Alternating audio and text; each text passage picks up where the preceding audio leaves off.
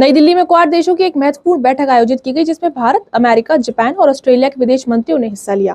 इस बैठक की अध्यक्षता भारत के विदेश मंत्री डॉक्टर एस जयशंकर ने की और हिंद प्रशांत क्षेत्र की सुरक्षा पर विस्तार से चर्चा हुई। समुद्री निगरानी को मजबूत करने और देश के बीच समुद्री जानकारी साझा करने पर सहमति बनी। इसके साथ ही बंदरगाह विकास, समुद्री केबल सुरक्षा और तकनीकी सहयोग बढ़ाने पर भी फैसले लिए गए हैं। सभी देशों ने मिलकर क्षेत्र में शांति और स्थिरता बनाए रखने की प्रतिबद्धता दोहराई है।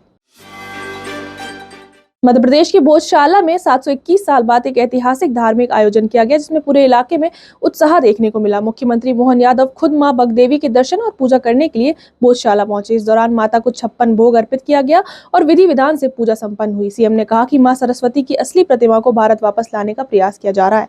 उन्होंने भोजशाला को एक बड़े धार्मिक और पर्यटन केंद्र के रूप में विकसित करने की बात भी कही। तुषार शर्मा की संदिग्ध मौत के मामले में सुप्रीम कोर्ट में आज अहम सुनवाई हो रही है, जिसने पूरे देश का ध्यान खींचा है। एम्स की टीम ने दोबारा पोस्टमार्टम किया और घटनास्थल पर जाकर बारीकी से जांच भी की। परिवार ने आरोप लगाया कि शुरुआती जांच में चोटों और सबूतों को सही तरीके से नहीं दिखाया गया। ये मामला भोपाल में हुई एक संदिग्ध आत्महत्या से जुड़ा हुआ है, जो अब गंभीर जांच में बदल गया है। सुप्रीम कोर्ट पहले ही इस पूरे मामले का स्वतः संज्ञान ले चुका है।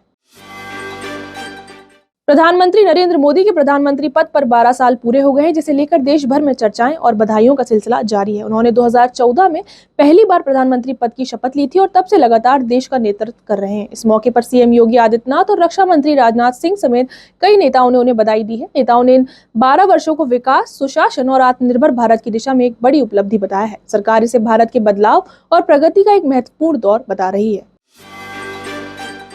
तमिलनाडु सरकार ने किसानों को बड़ी राहत देते हुए एक महत्वपूर्ण फैसला लिया है, जिसमें लाखों परिवारों को फायदा मिलेगा। मुख्यमंत्री ने सीमांत किसानों का 50,000 रुपए तक का सहकारी बैंक फसल ऋण माफ करने की घोषणा की है।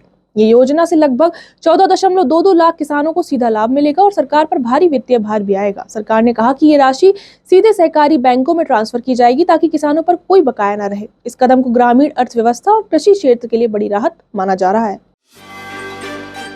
महाराष्ट्र के नांदेड़ में एक शादी ने पूरे देश में चर्चा बटोर ली है, क्योंकि यहाँ दूल्हे के परिवार ने एक अनोखा तोहफा दिया है। दूल्हे सिद्धेश्वर पेटकर और उनके परिवार ने गांव के सभी 3,465 लोगों के दुर्घटना बीमा कवर उपहार में दिया है। हर व्यक्ति के नाम पर 1 लाख रुपए का बीमा कराया गया है, जिससे पूरे गांव को सुरक्षा कवच मिल गया है। इस पहल के तहत करीब 33.6 करोड़ रुपए का समूह बीमा तैयार किया गया है। लोग इसे सिर्फ शादी नहीं, बल्कि सामाजिक जिम्मेदारी की एक बड़ी मिसाल बता रहे हैं। महाराष्ट्र के मंत्री नितेश राणे के बकरीद पर दिए गए बयान के बाद राजनीतिक विवाद काफी बढ़ गया है। उन्होंने कहा कि जैसे अन्य त्योहारों पर सुझाव दिए जाते हैं, वैसे ही बकरीद पे भी वर्चुअल कुर्बानी की बात होनी चाहिए। इस बयान के बाद मुस्लिम संगठनों ने कड़ी नाराजगी जताते हुए इसे गलत और भड़काऊ बताया। विपक्षी दलों का कहना है कि इस तरह के बयान समाज में तनाव पैदा कर सकते हैं। सरकार ने बकरीद को लेकर पहले ही सुरक्षा और नियमों से जुड़े सख्त दिशा निर्देश जारी किए हैं।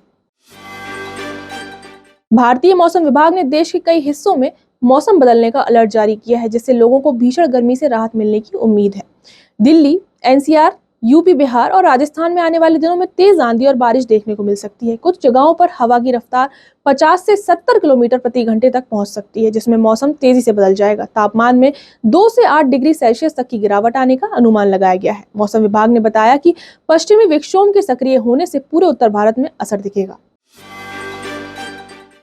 रूस और यूक्रेन के बीच चल रहा युद्ध एक बार फिर तेज हो गया और हालात काफी तनावपूर्ण बन गए हैं। रूस ने कीव में बड़े हमले की चेतावनी देते हुए विदेशी नागरिकों से शहर छोड़ने की अपील की है। रूसी सेना का कहना है कि वह यूक्रेन के रक्षा ठिकानों पर लगातार और सुनियोजित हमले करेगी। इसी बीच अमेरिका और रूस के विदेश मंत्रियों के बीच इस मुद्दे पर बातचीत भी हुई है।